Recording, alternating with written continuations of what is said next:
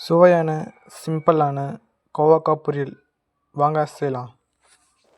கோவக்காயை சுத்தமாக தண்ணீர் ஊற்றி கழுவிக்கொள்ளலாம்.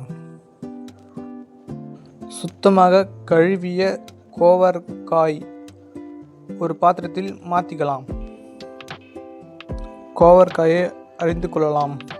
2 முனையை வெட்டி எடுத்து அப்பல் போடவும். நீட்டாக கட் பண்ணி எடுத்துக்கொள்ளலாம்.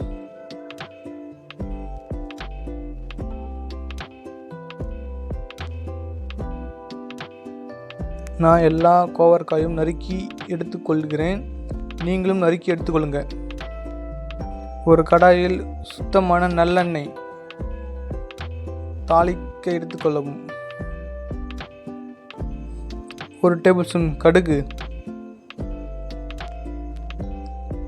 கருவேப்பிலை சிறிதளவு, 10 பல் பூண்டு, நறுக்கிய வெங்காயம் 1 நன்றாக வதக்கவும். நறுக்கிய தக்காளி 1 நன்றாக வதக்கிக் கொள்ளவும்.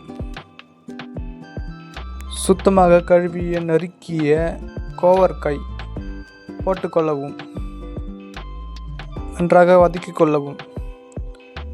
மிளகாய்த்தூள் 1 டேபிள் ஸ்பூன், சிறிதளவு தண்ணீர் ஊற்றுவோம். தேவையான அளவு உப்பு சேர்த்து நன்றாக கலரிவிடவும்.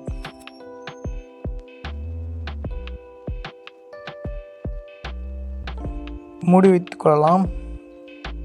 பக்கத்திலேயே நிலக்கடலை நன்றாக வறுத்தெடுத்துக் கொள்ளலாம். வறுத்த நிலக்கடலை ஒரு பாத்திரத்தில் மாற்றிக்கலாம். தோல் நீக்கிக் கொள்ளவும்.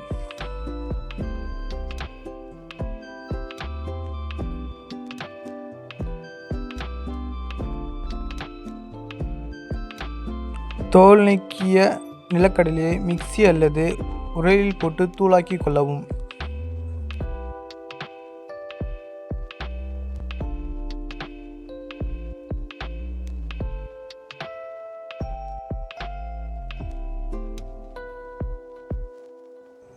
கோவக்காய் வெந்த பிறகு தண்ணீர் சுண்டிய பின்பு